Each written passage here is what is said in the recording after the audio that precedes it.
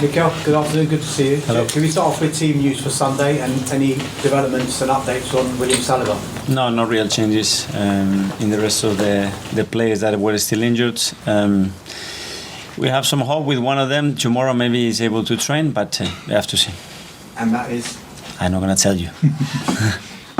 9 games to go, it's the business end now of this title race. Are you genuinely able to enjoy it, and can you switch off? And do you switch off? We do enjoy it, we have to enjoy it, and we really need to embrace the moment and go for it. And the team is full of enthusiasm and positivity, and we know that we have a big challenge, but I say a big opportunity to go to Anfield and do something that we haven't done for many years, and that's what is driving the team in the last few days. Mikel, I want to take you back to the corresponding fixture last season, and that documentary showed how you approached and prepared your players for that game by the "You'll Never Walk Alone" music at the training ground. Can you give us an insight into how you prepared this time? Have you done anything special that you can tell us about? For us, it's something normal. We prepare every game in a different way, and we prepare the context, we prepare the team mentally, we prepare the scenario that we're going to be playing for, and that day we decided to do that. Last couple from me. The last league game at Anfield, it got a little bit feisty with you and Jurgen Klopp on the sidelines. That's football. That happens in football, and after that we hug each other and move on. And last time we were together, nothing happens. I have full respect and admiration for what they've done, him and the coaching staff at Liverpool, and we moved on. But did you learn anything about yourself, and would you approach that kind of situation differently this time? I don't know. I have to be in the situation again, so I don't know. I reacted that day, and the way I reacted to defend our players the best possible way, and that's it. Hopefully, I don't like seeing me like this, so hopefully not. Just finally, you mentioned that you haven't won there for so long. You were in the team when you last won at Anfield. Yeah. Have you used that at all as preparation for your players to tell them this is the feeling you can get? And what are your abiding memories of that day? We've been in a few grounds that we haven't won in 17, 22 years, and another 18 in another one of them, and we have managed to do that. So we are capable of doing. We know that we're going to have to be at our very best to win the game, and certainly better than we were there, especially the second half last year when we just opened up and allowed Liverpool to attack open space in a really comfortable way. So we're going to have to be better than last year, that's for sure. Just on a personal level though, what were your memories of that day and winning at Anfield? What kind of feelings was it for you and the team? Great, because before that as well, it was many years that we didn't do it. We did it once more. I think it was the year before when Van Persie scored on the 95th minute, I think it was. So some beautiful memories, an incredible stadium to play there, and just a unique experience for any player, manager to go there. Thank you. Thank you. Anita? Hi Mikel, how are you? Very good. You were just saying there that you're full of admiration for what Jurgen Klopp and his team have done there. How surprised are you by how things have gone for them this season? Because they are 8th in the table, 10th points, top 4, 29 points between your Arsenal side and his Liverpool side. Just how surprised are you that they're there at this stage of the season? More admiration, because it shows the difficulty of being at the top and transform a football club, their identity, their beliefs, and the competitive capacity for the last 6 or 7 years at the level of they've done. And it shows how difficult it is to maintain and sustain that. So yeah, we all have difficult moments, but I think especially with what they've done at the club, I think it's something remarkable. Whilst they have been off the pace, in particular away from home, their last home game saw them beat Manchester United 7-0. I imagine you've had a look at that as part of analysis and prep for Sunday. Other than them being really good at Anfield, what else have you taken from that game? Obviously, they have played games, when you look for probably the expected goals in the league, they are the best. So there is things happening that are costing them points, that's for sure.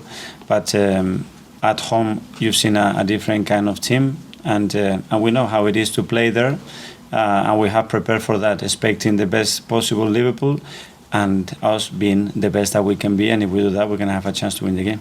And then just finally, you've had a few additions to the team since the last game at Anfield last season. namely Jesus and Zinchenko, who know what it's like to come up against them and play them and win. One player I wanted to ask you about was Leandro Trossard, because of course he already scored a hat-trick against them earlier this season. How much of an advantage does that add to your side going into this game? It's great to have a player that has experienced something really nice and positive on that stadium, and Ale was a crucial player on that day. It was a beautiful game to watch, and that's what we need, players with a lot of belief on that pitch, that we can go there and win it. Thank you, best of luck. Thank you. Hi Mikel, Hi. hope you're well. You were mentioning about the difficult run of form you've had at Anfield in recent years. What is it about playing at Anfield that is so difficult, and what's got to change this weekend for you to get a result there? That they are a great team, managed by a top manager, and they create an incredible atmosphere that makes it really difficult for any opponent, as it is to come to the Emirates. Very, very difficult. So we know that, and the opportunity is there ahead of us on Sunday to do something that we have done in the last 2 or 3 years, is to win in places that the team didn't do for many, many years. And Granit Xhaka is having his best season in front of goal for Arsenal this year. What's changed for him this season? Click mentality. Feeling capable of doing it, understanding where he needs to be positioned in the right moments, training, and being every single day willing to improve and support the team in the area that, in our opinion, was very necessary to take another step forward in our way of playing and winning more games. And a few fans were disappointed that Ben White wasn't in the England squad recently. He's been so good for you this season. What have you made of his performances? I'm extremely happy with him. Again, he's been really consistent. He has adapted to the position really well, the way they flow and the way they play, especially with a few players and the way they link up. It's been great, and he would have other opportunities in the future for sure. And lastly, I just wanted to ask you about the under-18s this week, getting into the FA Youth Cup final. Jack Wilshere's praised you this week for inspiring the next generation of Arsenal players, but what does it say about Arsenal right now? It's not just the men's team doing well this season, it's the women's team and also the under-18s as well. Great for the club, that's what we want, being all the on the front foot in every competition and having the chance to win prizes. And what women have done is remarkable. What Jack, the coaching staff, the players did the other night, it was inspirational. The way it happened at the end as well, so late, so happy, because it's very positive for the club. Thank you. Thank you. Thank you. Hi Mikel, is Bukayo resilient and available to start on Sunday? Yeah, he's fine, yeah. You mentioned Jurgen Klopp and the fact that he's built this team that's lasted over a few years. For you and this team that you've got now, is he an inspiration to you? We know your relationship with Pep's quite close, but a manager like Jurgen as well, does he have to be seen as an inspiration given what he's done over a long period of time? For sure, and coming from abroad, the way he did it, the way he installed that clear identity, values, and the way he transmitted, and everybody bought his idea so early, and he needed some time, and then results came up in the best possible way. So yeah, for sure. And a lot's been made the last time you won at Anfield. You've got a lot of monkeys off the back this year with some of the results you've got. You've gone to places and got results like you mentioned. Would this be another example that you and this team are progressing from the one that might have lost there so heavily in recent years?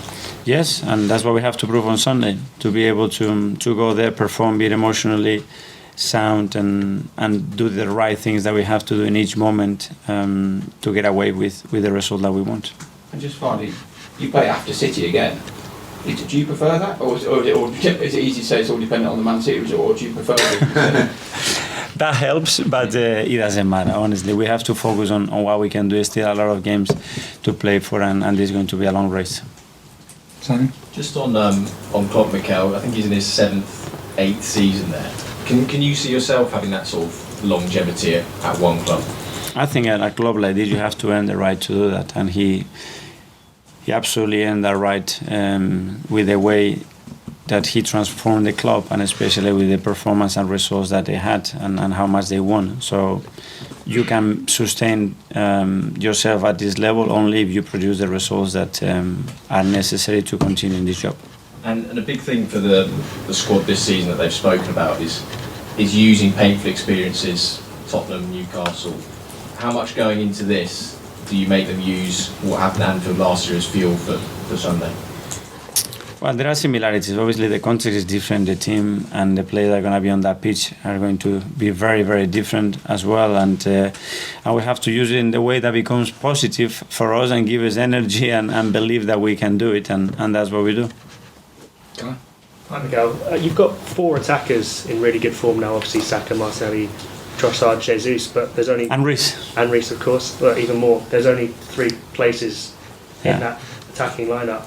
How difficult is it to manage that in a way that continues to get the best out of them when you're going to have to leave 1 or maybe 2 of them out of the starting 11 this weekend? Well, it depends on their moment. I think depends as well what we want to do and the qualities that we are seeking and relationship that we want in certain days. And then obviously you have 5 changes. You have the ability to change the game with those players, which is great for us and is much better to have this problem because at the moment they are working really good.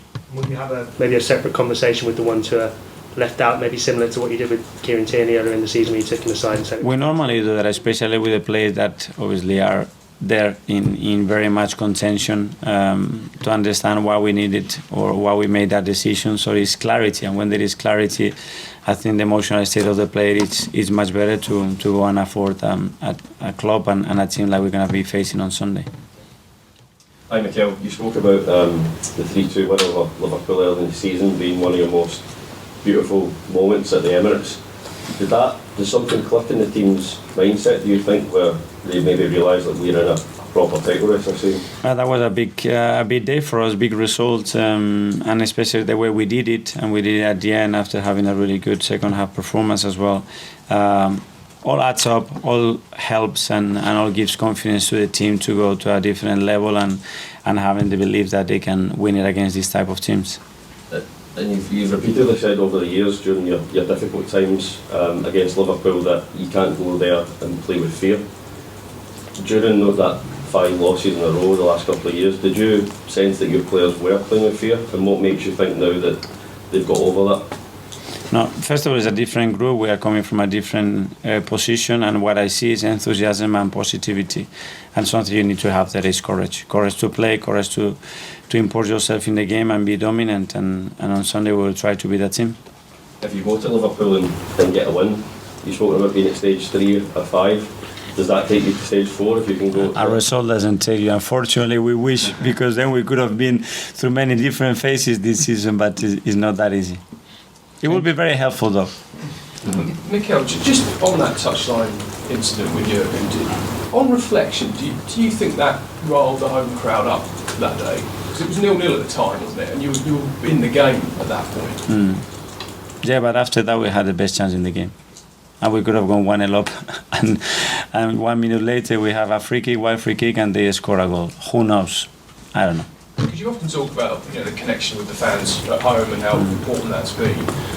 When teams go to Anfield, it's one of the toughest places in that regard to go. So I guess the question is, do you feel everybody's got to keep their cool on Sunday to get a result? Is that a message you're particularly giving to the players? They know that. They've been experienced that. They know we are aware of that, and we know what we have to do, but nothing different. That's it. We've been playing in top display. We went to White Hart Lane and did what the team did, and the atmosphere doesn't get much harder than that.